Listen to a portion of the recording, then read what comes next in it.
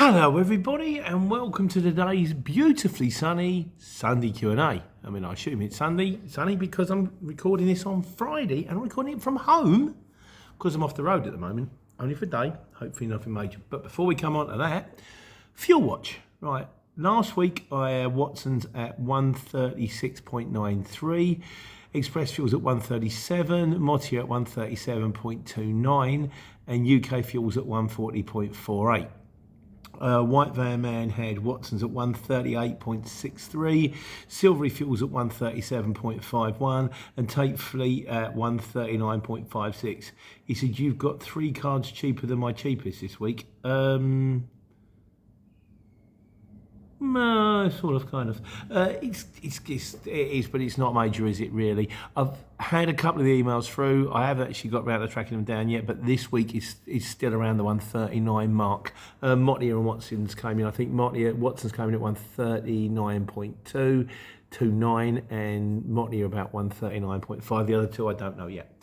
So, but I would, of course, as always, put it down in the description so that if you need to see the fuel price for the week commencing the 24th, 25th, it'll be in the description. So yeah, now I'm off the road. It's got very warm and I had to bring a load back yesterday from Wakefield. I drove all the way up to Hull, got up all right, got to Wakefield, and on the way back got very close to overheating. So I give it 3/4 of an hour. A little trick for you, which you'll probably all know.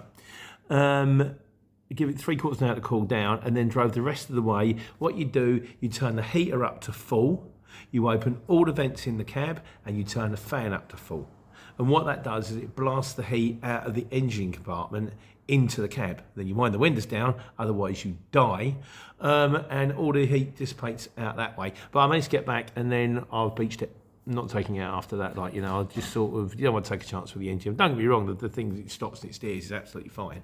But no, I'm waiting to hear from Mark. He's a lovely fella. He said we're either going to do it today, but he's obviously been too busy today, or early Saturday morning, because he's got inspections on Ian's, or Bank Holiday Monday. So I might be doing that, but you've got to do it. I've got to get back on the road, but I haven't booked any jobs. I'll wait till I get back on the road, which means I've had a whole day to get everything done, shopping, clean the barbecue ready for the weekend, get the sausages and burgers in, and then baby Eli came around, so I spent the afternoon playing with him. So the big video this week was on the load pass, which is a thing which you may or may not have noticed is starting to appear. How relevant it is remains to be seen. So we'll come on to my experience at the end. But Shane Hardy says, it sounds like the email is just sales fluff disguised as important info to tell you what you need to know. I get where they're going with it. Is it going to work is the question. Jacku says it's going to be a palaver. Like all the new systems these days, probably designed by AI Al. It's all designed by Al. If you look at it, A-L, it looks like an L, it's capital I. It's Al, there's this guy Alan out there somewhere who's just designing everything now, writing everything, doing all the songs, telling you what clothes to wear, what to make for dinner. This Alan, he's out there doing it. Shocking. Someone wants to get hold of him, must be really busy. I bet he ain't getting a lot of sleep. Niall Wilson says, shouldn't be using your phone while travelling simple. You're right, no. It's a thing. It's going to be a thing. They're going to ping through. They're going to say a road pass. I mean, it comes down to, I think, we'll come down to Leach's comment. He had to pull over. But before we come to that, the thing about the phone is it should be on your dashboard. You're not allowed to light it up.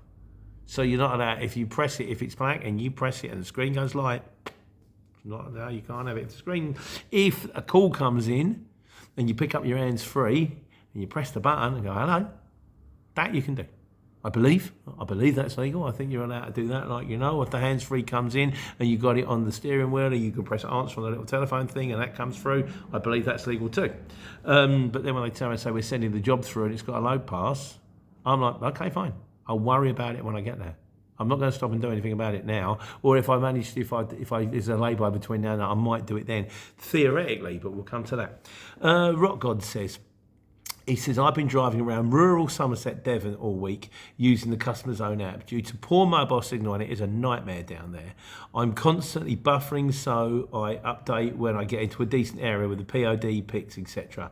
Not a mega problem, but with the new CX procedure, how would it work when I get to Farmer Giles's with no signal? So you get there, and he goes, "Can I see your low pass? I haven't done it yet. Hang on a second. Got no signal." We'll log on to his Wi-Fi. What, in the middle of the field? Maybe we'll get the cow Wi-Fi. They're sitting there watching Zoo Lane all the time. Yeah, he's going to say, "Well, I can't give you it with that low pass." Go, "Well, I can't get a low pass without a signal." It's going to be a problem. Alternatively, if you know the guy requires a low pass, it becomes a thing. I suppose you will have to stop in a signal area and get the low pass. But that's grief. He said, just use the vehicle's registration number and the driver's name, which should be registered in the CX anyway. The problem with that is you send someone else out. I mean, what about a driving licence? We all have to carry ID, particularly us HGV drivers. I have to carry my driving licence with me everywhere. "Can I see your driving licence, mate?" "Yeah, there I am. There's my photo. There's my name." Why has it got to be a low pass? I'm still not sure about this. He said, he said, "We all carry our driving licence, so why make things difficult? Also, I'm not in favour of this Big Brother society where we are turning into when you have to hand over fingerprints and biometrics and face, and all they're doing is picking up a pallet of cardboard. It's not as though you're trying to get into a nuclear bomb facility." So, he has a point. But the main thing, and I think this is the crux of the matter, is, do you actually think the fork truck driver on the building site is going to give a damn about checking your ID when you turn up to collect empty pallets? I can only see this turning into a waiting time goldmine for all transport companies. I had it this week. They sent it through. There's a low pass. And I thought, and then I went to, it was on the email, meant to do it. I'll do it later, no problem. Then of course you get there and it's got on the CX, low pass. All right, click on that. Error 404.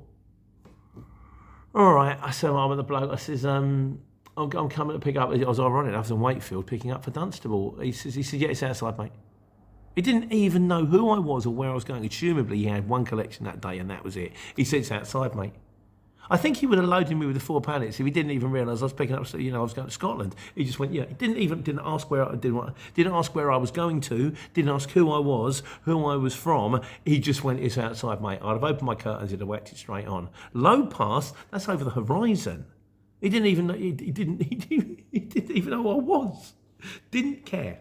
And there you think. And the office doesn't talk to the fork truck driver. So the office will ping emails to the warehouse, and the warehouse is far too busy to read the emails, so they just crack on with their life. And this is going to be a thing. You're going to have to make this. I mean, don't get me wrong. Times change. Things that you didn't think were going to be a thing become a thing. I think who knew that in Spain they would ban smoking and it would work? Here they said no smoking. We go, all right. In Spain, in France, they went, no.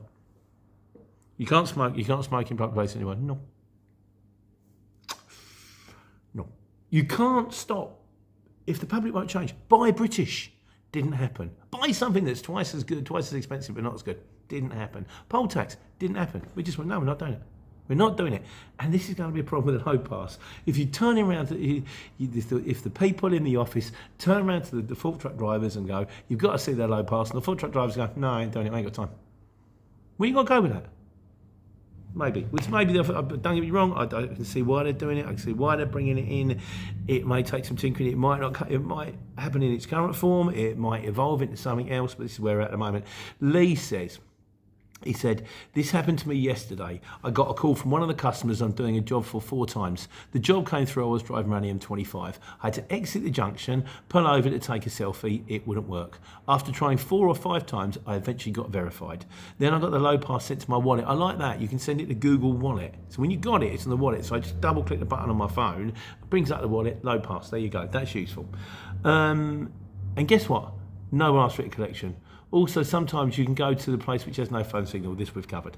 Maybe they're overthinking this, but the CX knows exactly who and where I am at any given time. So if a sole trader is, say, in Brighton, but he's bidding and winning jobs over the country at the same time, then surely the CX knows this. There must be some software tweak that you could do to flag this up. That's what makes me think. If you've got like a sole trader and you're running 3 jobs, all of which are picking up at 9 o'clock in the morning, someone's subcontracting off their thing that they're not allowed to do. Just go, "Hey, excuse me, how can you tell me how can you do 2 collections at 9 o'clock, one in Bristol and one in Milton Keynes?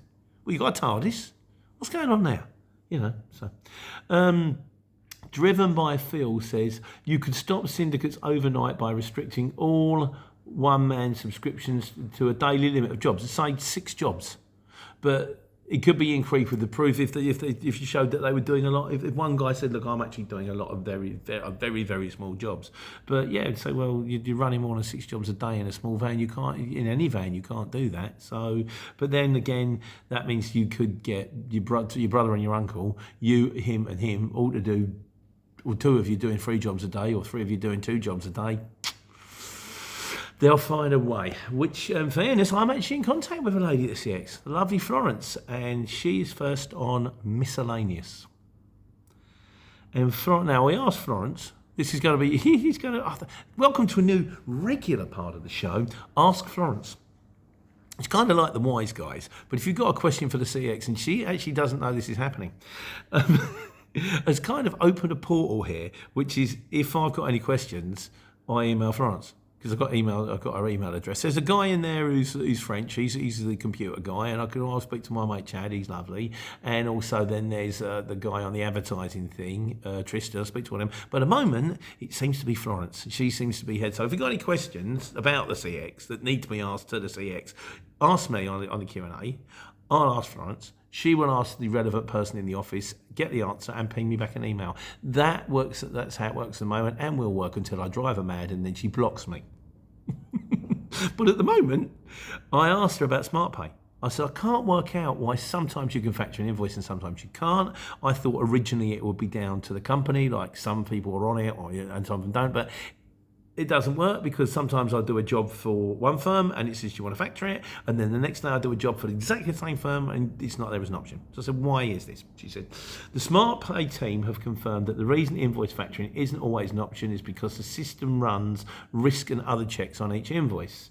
They are working to make early payments universally available. I also think they're trying to bring in a thing, which might be at the announcement in Milton Keynes, about not just factoring jobs on the CX, but if you say, for example, you've got your own regular customers and you also do work for the CX, I think they're bringing in a thing and go, look, if you work for regular customers, we'll take their invoices too if you want. Don't get me wrong, the factoring fees are horrific, and if you can avoid it, you must at all costs. But sometimes there's a fuel bill coming out tomorrow and I'm a bit short. All right, do I want to take the money now? It gives you the option. Do you want to take the money now? You say yes or no. And if you say no, not a problem. You get it in 60 days' time. But if you say, you want the money now, we'll give you the money now.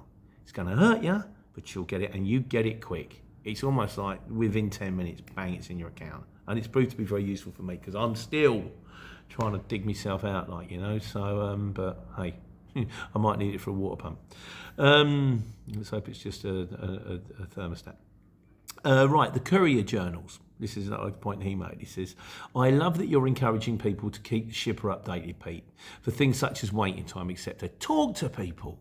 It doesn't, these things, these phones, this thing I'm looking at to record, this thing here that records video, it sends messages. It also works as a telephone. Them things that used to be in big red boxes on the corner where you have to put 10p's in when you were trying to talk to your girlfriend. Yeah, so you can actually ring them and go, look, this is the situation. I mean, you don't have to ring them every 10 minutes. They'll be like, okay, yeah, you told me. But every half an hour, every hour, just checking in, just letting you know, do that. Right, anyway, he says, we sell a lot of jobs on the CX. Also been a driver for a couple of years myself on the CX. And you'll be surprised how many drivers ring for their hour's waiting time and tell me they've been on site an hour and they're still waiting. It drives me absolutely crazy, and they expect to be paid the full waiting time that they've been there, even though my customer actually refuses to pay unless they've been told in advance. It happens all too frequently and causes many issues for the shipper. The point is this. If you ring the shipper and go, well, if you get there and the guy says, you're going to have a wait, mate, or you get there and you go, I'm picking that stuff up, and 20 minutes ticks by and nothing's happened, you go back in, what's going on, anything? You don't have to be on the phone straight away. I've been here 3 minutes. They haven't loaded me yet. Reasonable. Let's be reasonable about it. But then what the shipper can do is they can go, right, just to let you know, we've got a van on site. He's waiting to get loaded. If he's not loaded within the 20 minutes, we're going to have to charge you waiting time. And which guy's point in the office might turn around and go, well, the guy will get, so can you find that box? Because if you don't find that box, it's going to start costing us money. Oh, hang on a second, it's behind here. Then they don't, it's how proactive, and a lot of drivers aren't proactive, particularly lorry drivers. You get on a bay, you just put your feet up. No, you don't just put your feet up. Every half hour now, again, don't insult people. You go in, you go, just check in. How are we getting on with that load? Any chance of getting tips soon? I'm driving mad here. Because in my life, time is money. I want out of that distribution centre as quick as I can because I'll make a lot more money if the wheels ain't rolling, dirty, and you ain't earning, and I'll make a lot more money doing another job than I would just sitting on my feet up watching. Well, I don't watch Zulu. What am I watching at the moment? Not a lot, actually. Yeah. We've got a load to watch. We've got The Boys, final series of The Boys. I've got a new series of Daredevil to watch.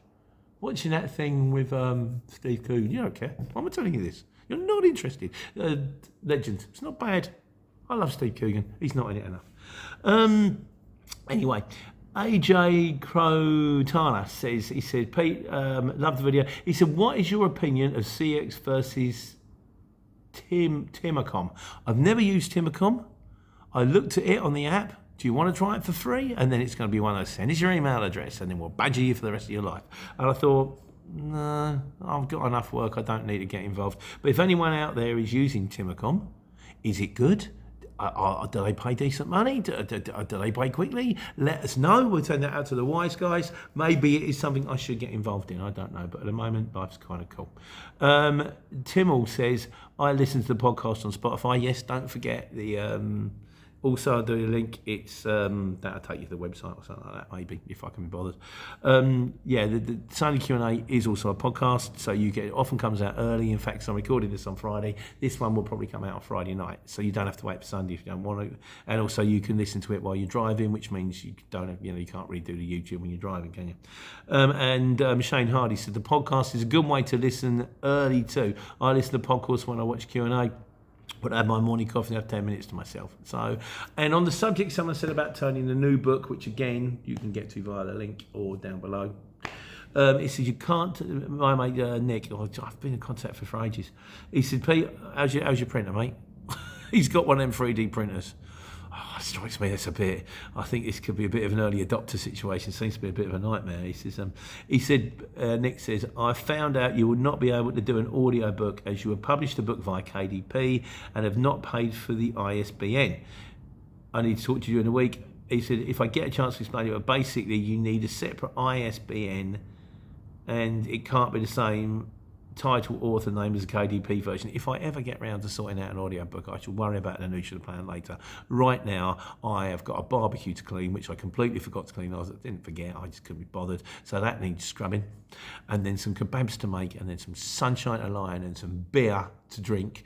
After hopefully fixing the truck, ready to go out on Tuesday to take care and take money. Enjoy the bank holiday, everybody. Enjoy the sunshine.